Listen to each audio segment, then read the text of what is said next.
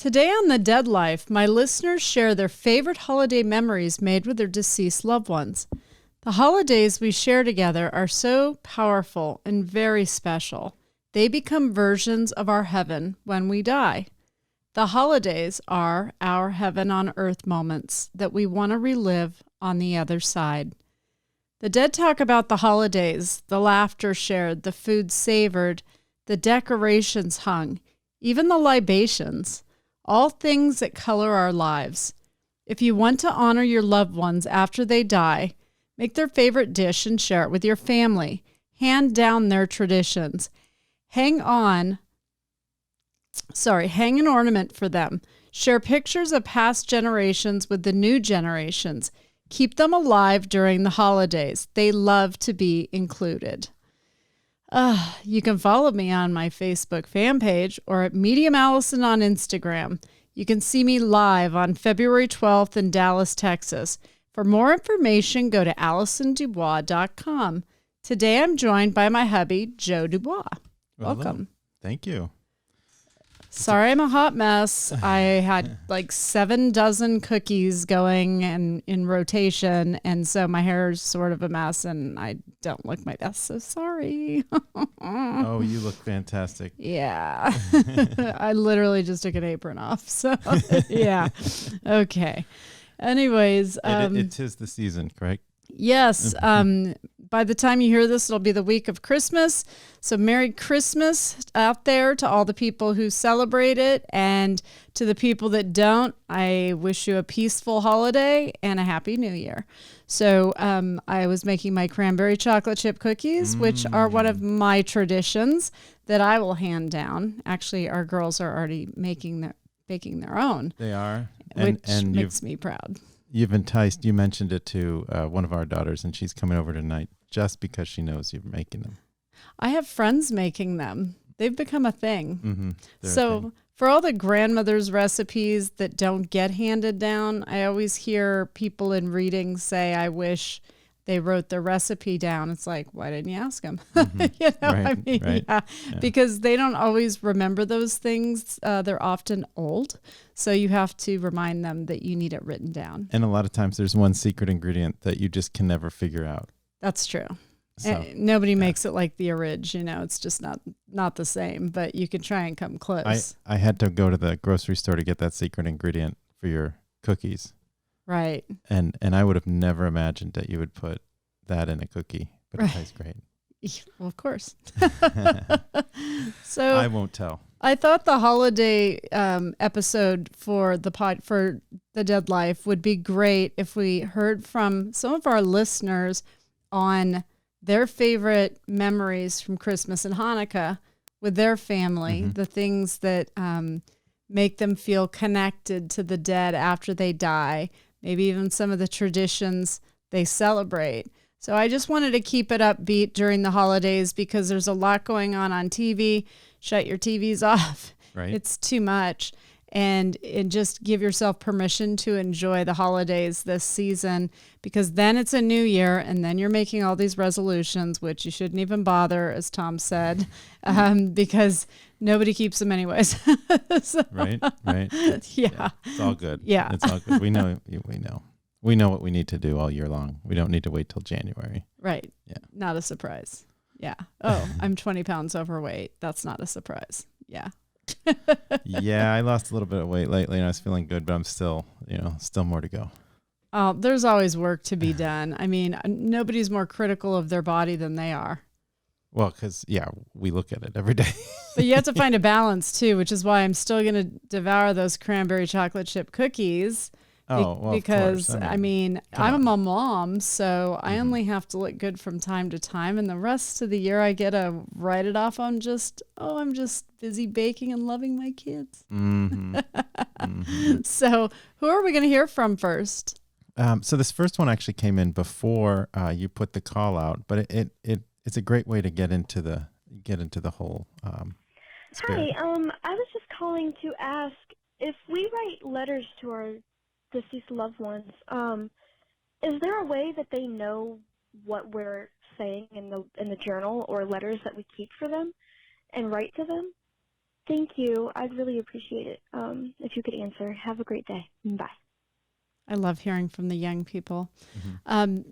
That's a very good question. I'm glad she asked that because they do actually, when we write a letter, they can feel what we're feeling while we're writing it.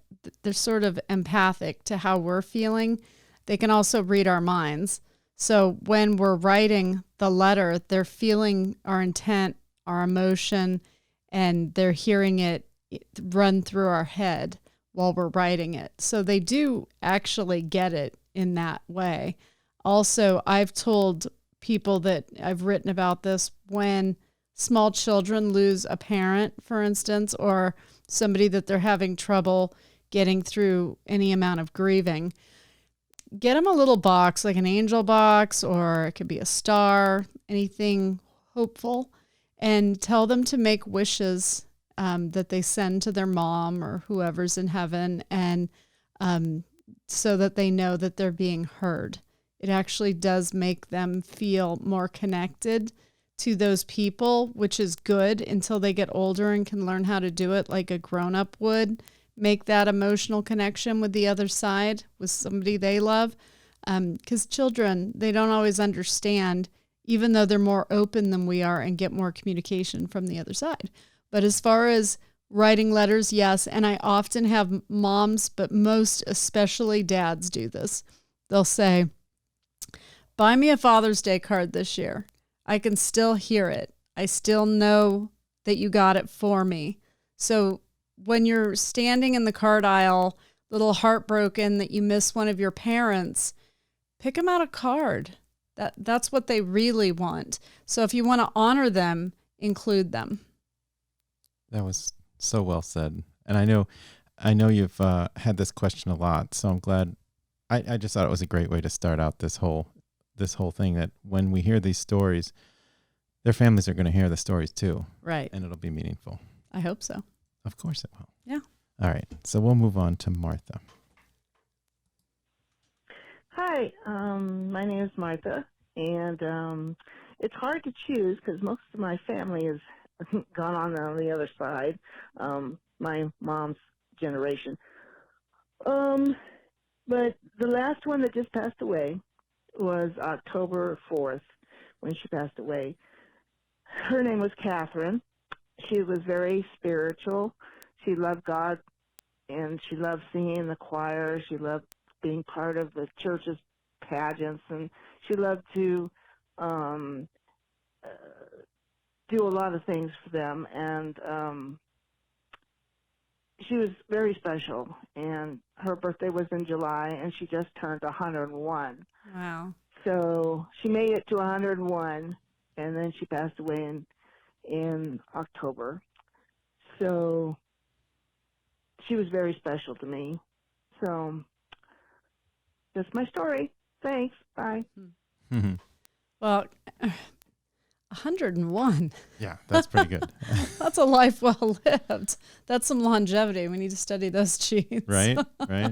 So, well, and apparently a meaningful life. I mean, she was broken up. she clearly touched her. What did she say that was her mother? She said, yeah, her mom. Her mom. So, your mother, Catherine, absolutely hears you and is as close as beside you, if not within you, in your heart, in your soul. Like, we're connected. So, especially with mothers and their children, your mom would have reverted to a younger age, to the age that was her version of heaven on earth. So when she fell in love, when she got married, maybe when she had you, often they do go back to an age when they're pregnant or when their baby was just born in readings. So I always like to say 23 is the age, for instance, your mom's given. So what happened at 23? Were they falling in love? Had they already fallen in love? Married? Were you born? And last week I had a woman say that was the age that she was pregnant with me, and had my other sister, and my dad and her had been together a few years already. So she went back to being young, and when everything was beginning, when life is exciting, when we think at the time, and I remember being young when we were having kids, and you think that it's all chaotic and messy. Everything And feels it is. chaotic and messy. Today was chaotic and messy. I mean, But her mother, Catherine, would look back, and those are the times that become their heaven. And they often say they miss the chaos. So as you're ripping your hair out of your head on Christmas, trying to make sure all the gifts are just right and that the kids are happy and pictures are taken and you don't burn the roast, whatever your stress is, take a deep breath and smile and remember that when you're on the other side, you're going to relive that moment because that's how beautiful they see those moments in the living world.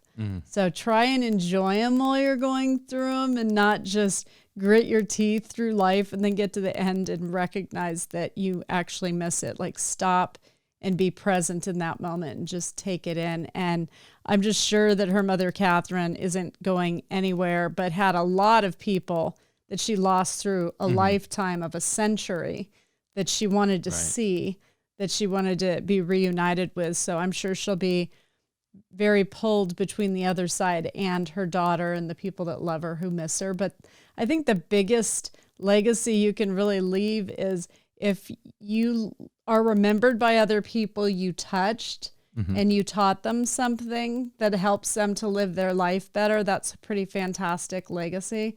Sounds like her mother, Catherine, did that for her. absolutely. So. Absolutely. That the story was already touching, but then 101. Yeah. I mean, how can we not address that? I mean, you already did, but wow. Grandmas are funny too, the ones that get really old.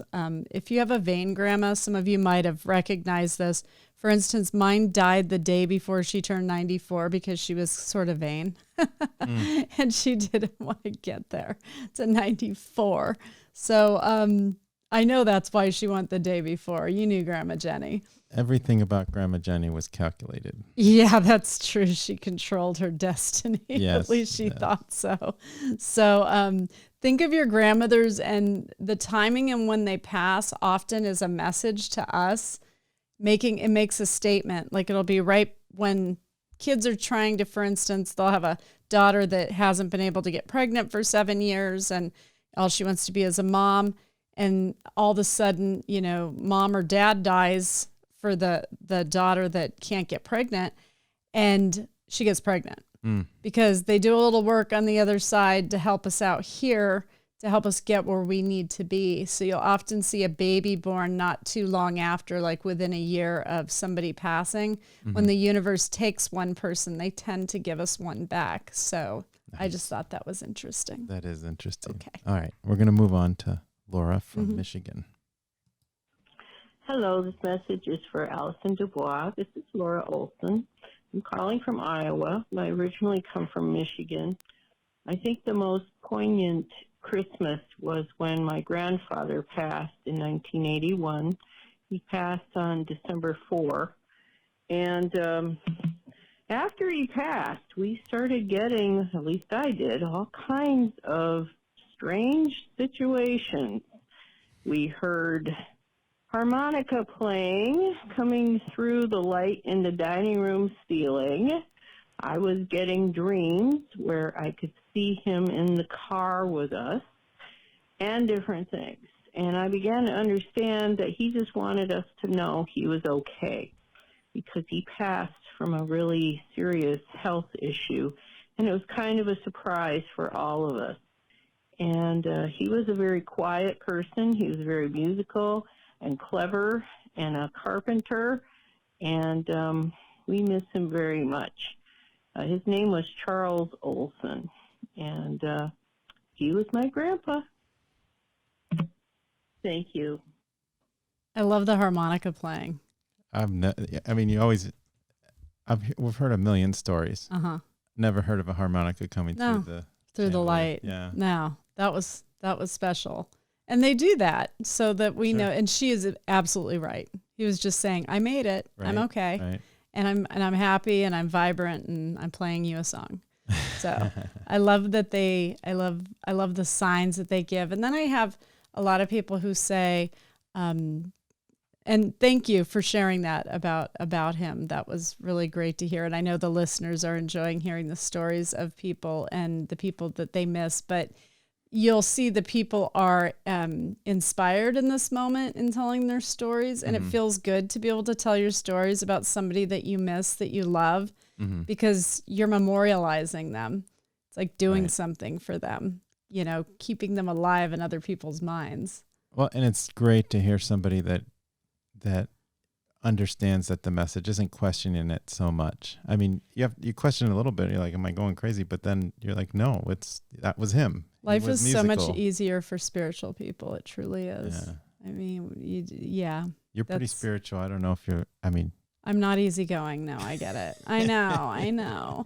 When I was in the kitchen burning my hand on the cookie sheet, I thought, well, that's just one more badge of honor right there then from baking and stuff. But I did take a moment to be present in that chaotic moment and say, just enjoy it, Alice, and just enjoy it. Well, and what the listeners can't smell right now is the house is full of cookie aroma. I know. I think a lot of houses right now are full of cookie aroma.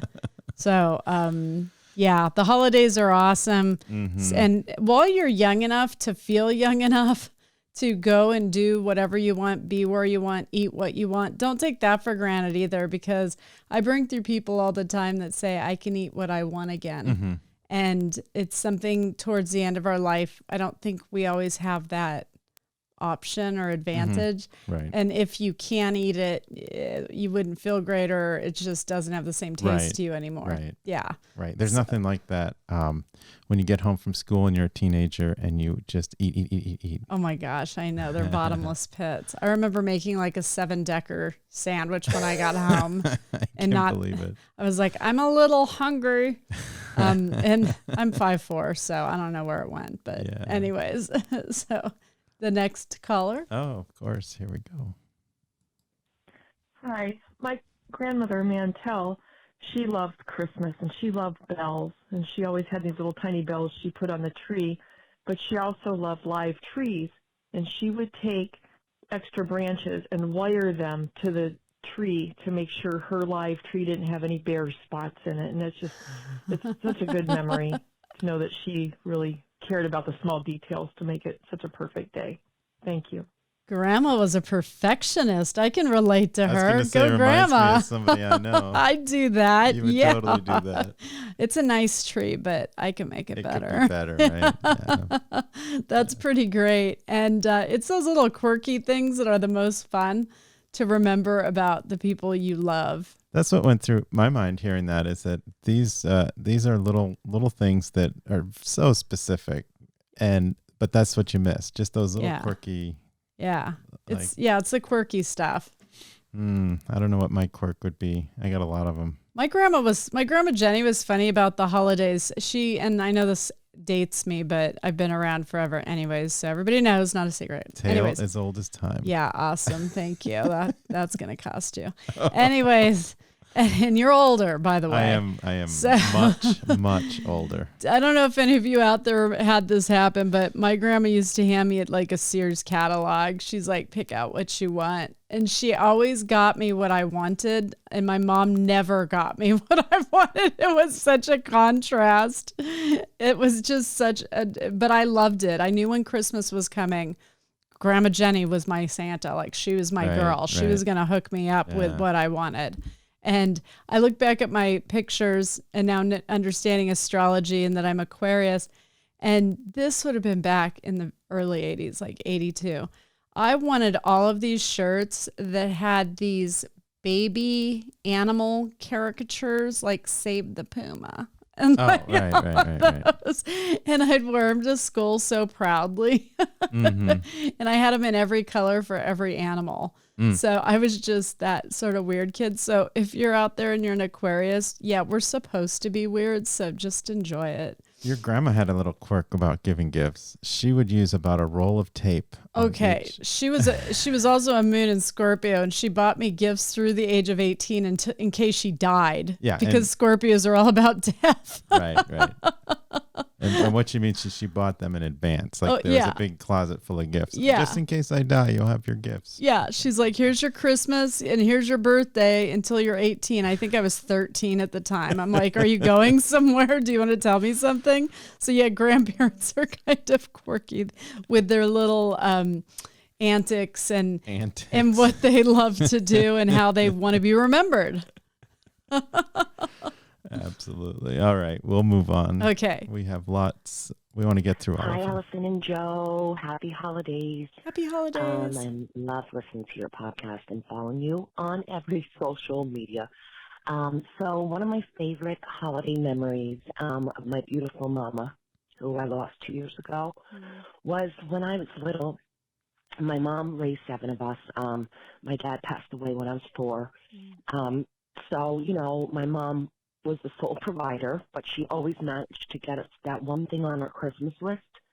And one year I desperately wanted the newborn Cabbage Patch baby doll, but it had to be a baby boy specifically. So I wanted it desperately. I must have been about 6 years old. And wouldn't you know, it was sold out everywhere. It was when the height of the Cabbage Patch dolls. But I remember waking up Christmas morning, and there was my newborn baby boy Cabbage Patch. His name was Edward Damien. And years later, my mom told me how she searched high and low and went to the department store Christmas Eve. There was one in the window. And she followed the store manager around. She cried and begged and pleaded and said, my daughter will be so heartbroken if she doesn't get this baby. And lo and behold, he got the doll out of the window. And Mom always made Christmas magic happen. From her last Christmas earthbound, she always managed to pull a rabbit out of her hat and make Christmas magic happen. So I just wanted to share that. And I wish you all blessings and everything wonderful this holiday season to you and your beautiful family, and a happy, healthy New Year. Thank you. Bye. So her mom's definitely one of the best moms ever. I mean, and there's a lot of moms like that. I don't even want to say a lot. I know there's a number of moms like that out there, and I love hearing the stories about those moms that go to any lengths for their children just to make them happy, especially during the holidays. And your mom did that without the internet. Oh, I know. Think about that, locating a Cabbage Patch, because I think the caller and I must be around the same age. Because cabbage, yeah, we know. Because I had a Cabbage Patch incident as well at Christmas. And so my mom wasn't a high and low kind of person. Oh my God. So, oh my gosh, that's so wonderful. And I love that she still remembers the name. And that's why I when the girls really wanted something, I always got it for them. And it wasn't a spoiling thing. It was childhood is magical. And I didn't want them looking back like many of us do going, you didn't get me it. Oh. My Cabbage Patch incident when I was around the same age. Yeah. I wanted, but you know, I'm a boy and an engineer at that. I wanted this thing called girder and panel. It was like an erector set, but like way better. And they were sold out. And I guess my mom kept going place to place. It was kind of a similar situation. Oh, that's she so got it, though. sweet, Mary Frances. And, I know. But it meant everything to me. I immediately started building it.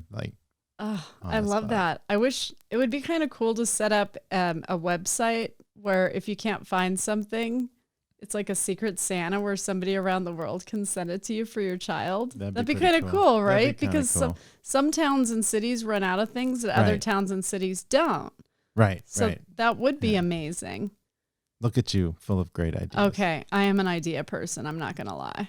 So that was beautiful. Thank you for sharing that story of your mom with us. And it sounds like she lost her dad at 4, I think she said. And then that her mom was mom and dad to her. Right. So probably had an extra amount of stress on her, but she pulled through, and I mean, wow. And still did that. That's a super mom right there. That is a super mom. And I know the super moms when I bring them through, because the connection to the daughter or son on the other end of the line, the person I'm reading, is so strong. It feels like they're here in person. They're palpable when I bring them through. Now, when you hear these stories, I mean, it tugs at my heartstrings. Yeah. But do you feel, you must feel the people like even more. Yeah. Oh, you don't. Wow, you do know. Well, yeah. I mean, just hearing the Collins voice, I mean, I wanted to bring them through for I know. her. Wow. Because, it's the holidays, and a lot of parents who have died move heaven and earth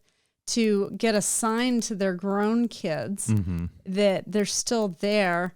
And so maybe the reading and her being able to, be on air and mention her mom and share her with our hearts and everyone in the world, really, that's listening, would be memorializing her mother and her mom winking back at her saying, I'm not gone. I'm there for Christmas. If she pulled the Cabbage Patch out of the hat, then she's getting signs. I mean, that has to be happening. Yeah, I'm sure she talks directly to her daughter.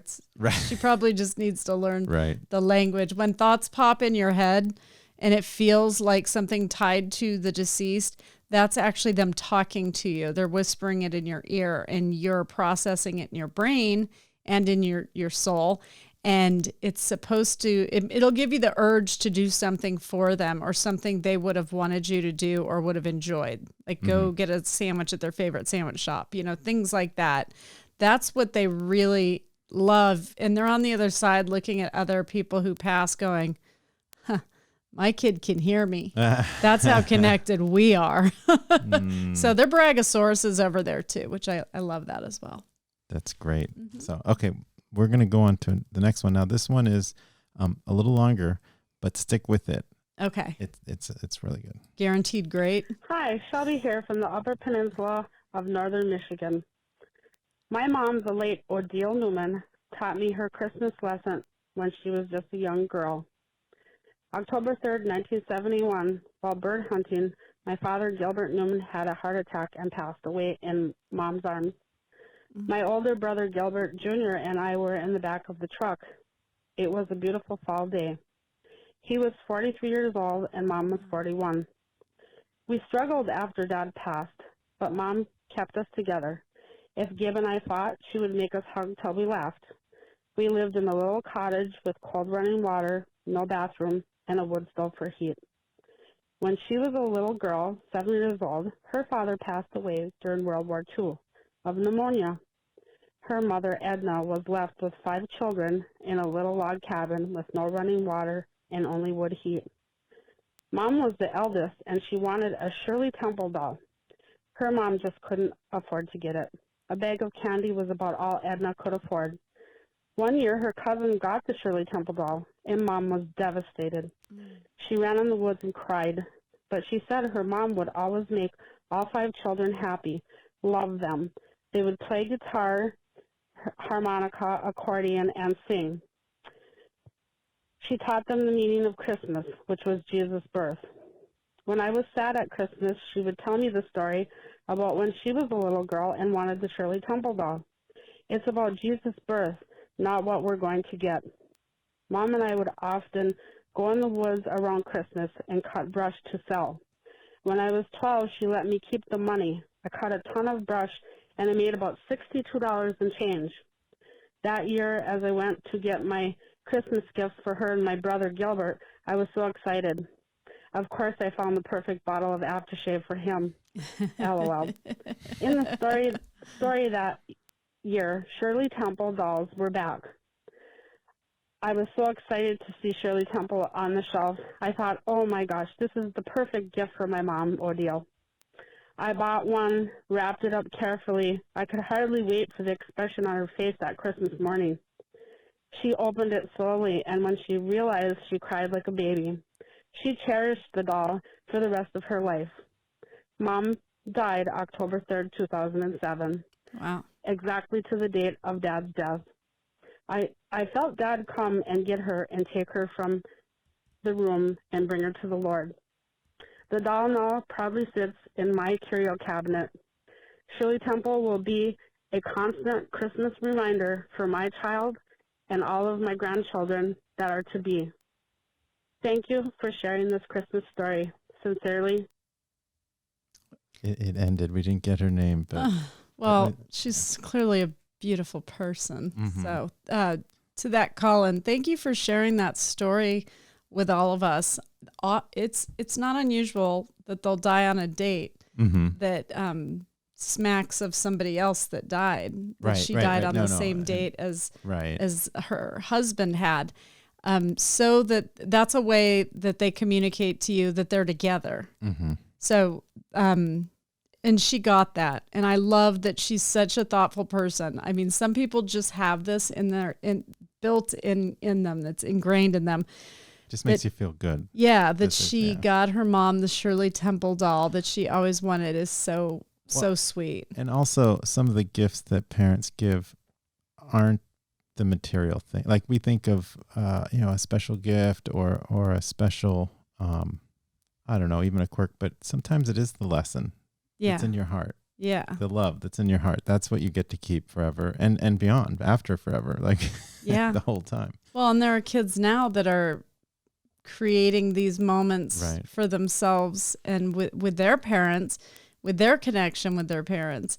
So if you're a parent with small children, just remember, they remember a lot from childhood. It could be a feeling or a flash of something. But when they feel intense emotion, they remember all of that.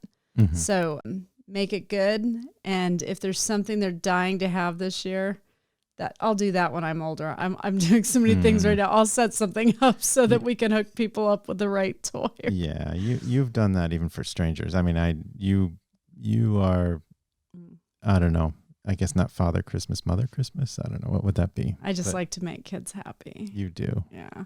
And so my dad, both of my parents were born on Christmas Eve. So obviously my whole life I heard, oh, we get gypped, we get one gift, not two. Did you buy them 2 gifts? I always got them each 2 gifts. 4 gifts. That's like a big, like you had couldn't catch your breath. Yeah. I was making up Big for all the time of people that did the wrong thing.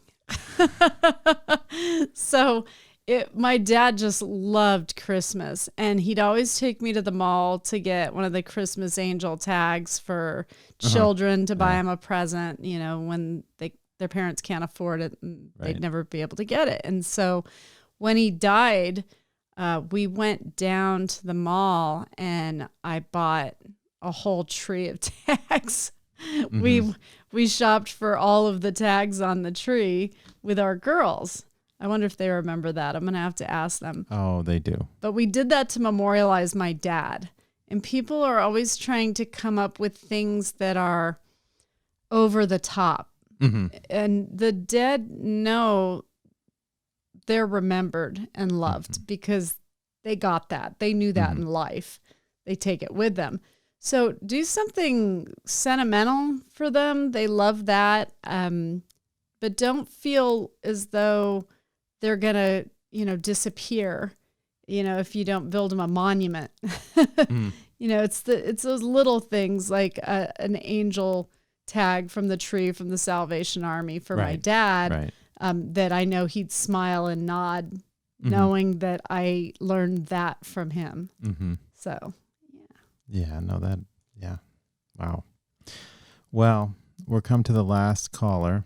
All right. And I think this one, I see the country code. It says +61, so that must be Australia. My favourite memory was of my grandma at Christmas time with her Christmas pudding and Christmas cake. She'd spend months making these cakes and puddings, and it's just my favourite memory, and I feel my grandma with me at Christmas, even though I can't make her cake or pudding because I've lost the recipes. Oh, there it is.